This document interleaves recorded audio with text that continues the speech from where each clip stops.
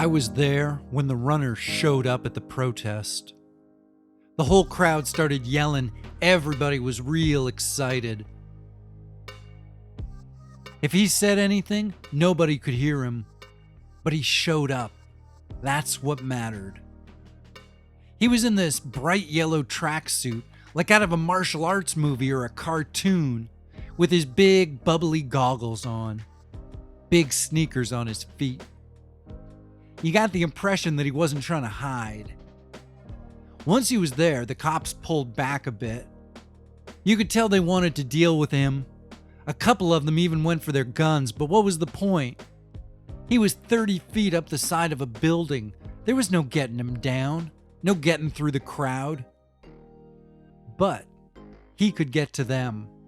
He could get to them real easy and then just disappear. He knew it, and they knew it, and so the cops eased off a bit while he was there.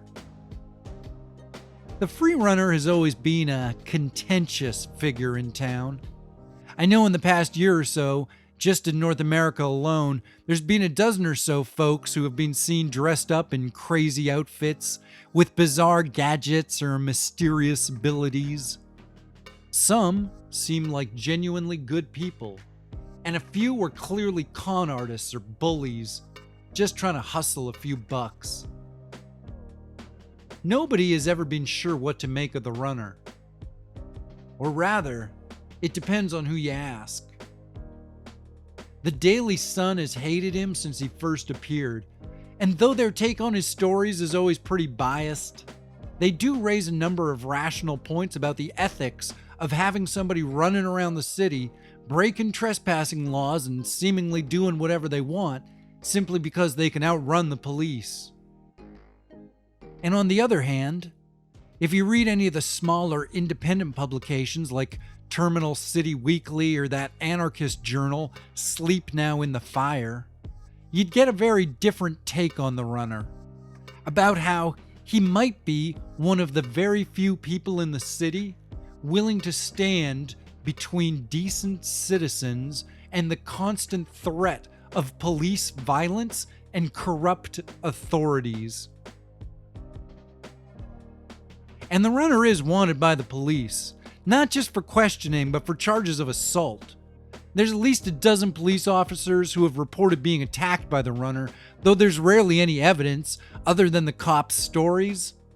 And a lot of folks are starting to think that the police are fabricating stories about attacks just to garner sympathy.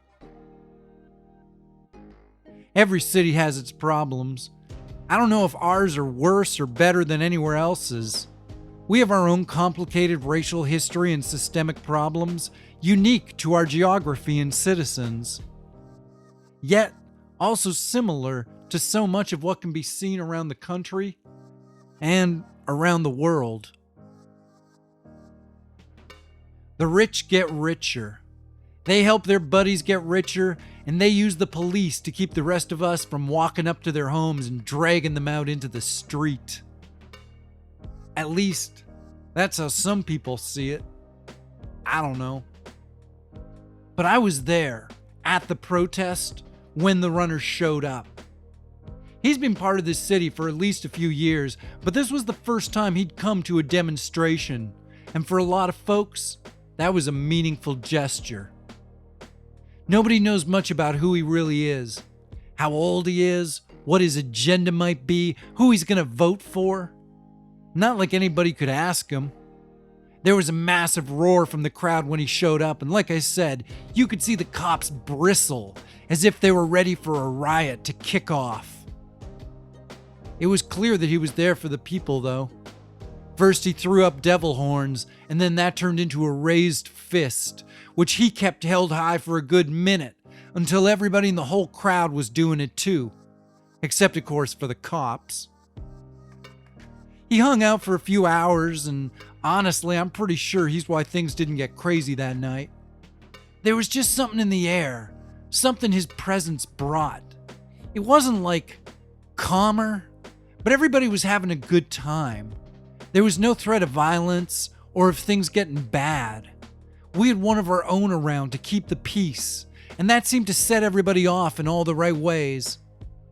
There was music and food. It became more of a celebration than anything else. It was a real cool scene.